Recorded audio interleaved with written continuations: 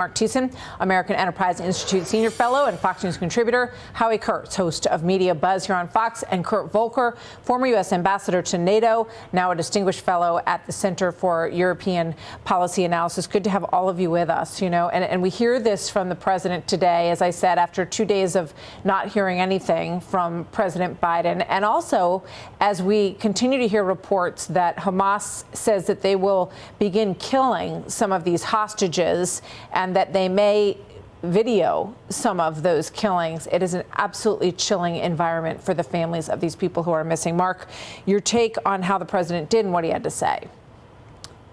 I can't believe we waited 2 days for that.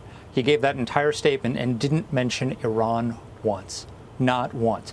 Let's be clear. Hamas is a wholly owned subsidiary of the Iranian regime. Iran arms them, Iran funds them, Iran trains them. They could not carry out an attack like this without the arms training and support of the Iranian regime, putting aside any question of coordination of this specific attack. So this is an Iranian attack that has resulted now in the death of 14 Americans and 20 are missing.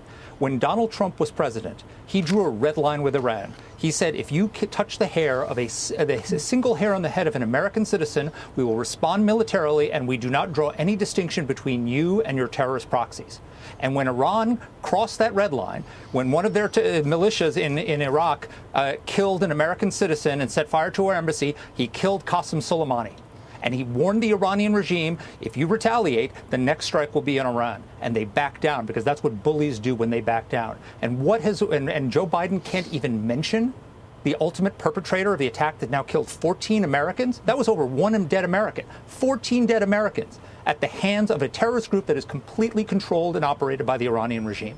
Iran needs to pay a price for this, or they're going to be emboldened and are going to do more.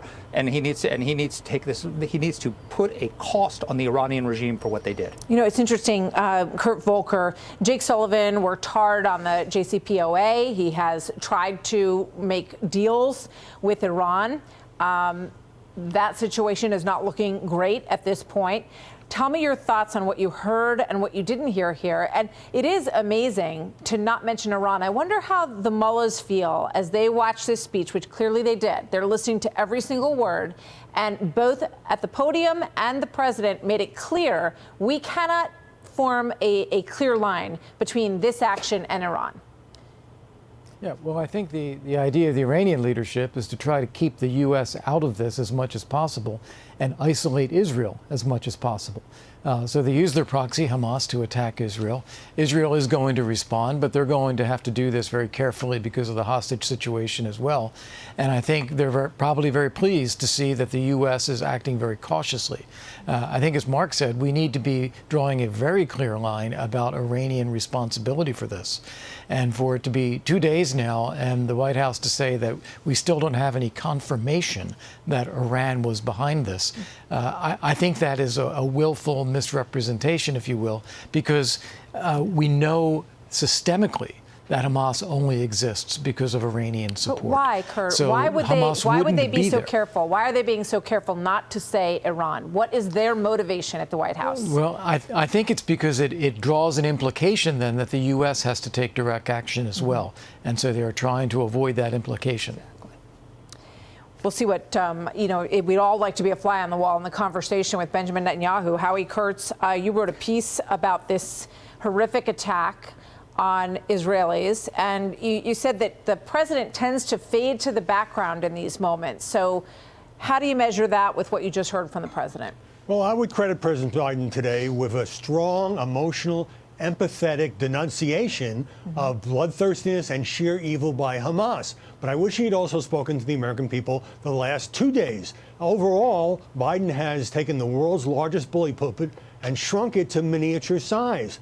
His speech today following a lot of criticism of his radio silence till now. He should be on TV every day talking about Israel, driving the news cycle. He should go visit a synagogue. This reminds me of that 5-day stretch when he said nothing publicly about the Maui wildfires. It's a visual business, politics, and people need to see their president leading. And if I could just throw in a quick media point, the New York Times and some left-wingers and MSNBC and others need to stop referring to Hamas militants. This is not militancy. This is butchery. It's savagery, and it amounts to war crimes, killing babies. I mean, there's not two sides to this.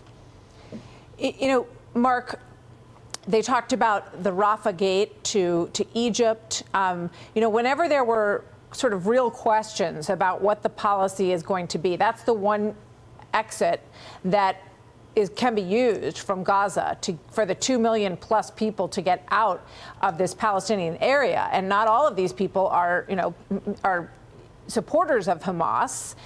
What do you think should be done about that part of this story? Well, first of all, the Israeli government, unlike Hamas and unlike Iran, actually warns Palestinian civilians when the attacks are coming, where they're coming, and warns them to get out of the way. So they had no, you know, no government has done more to try and protect the innocent Palestinians in this conflict. Contrast that with Hamas, which beheaded babies, attacked a music festival where there were 20-year-olds dancing and dancing and having a celebration of peace.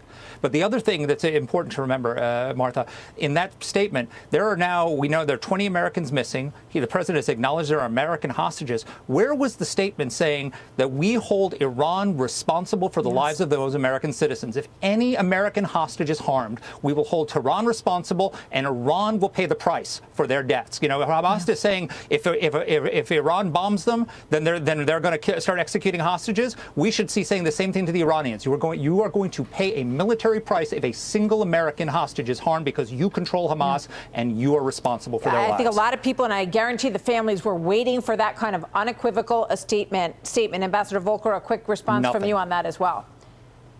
Yeah, no, that's absolutely right. We need to make the stakes clear, and we need to show that we are actively engaging directly on behalf of American citizens.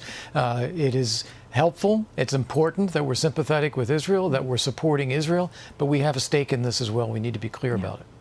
Not a lot, really no moments attached to that specifically. And you know that's what those families were waiting to hear, that we will bring home every one of those hostages, and we will bring home all of the dead as well. Jake Sullivan touched on it a bit in his comments. Gentlemen, thank you very much. Hey, Sean Hannity here. Hey, click here to subscribe to Fox News YouTube page and catch our hottest interviews and most compelling analysis. You will not get it anywhere else.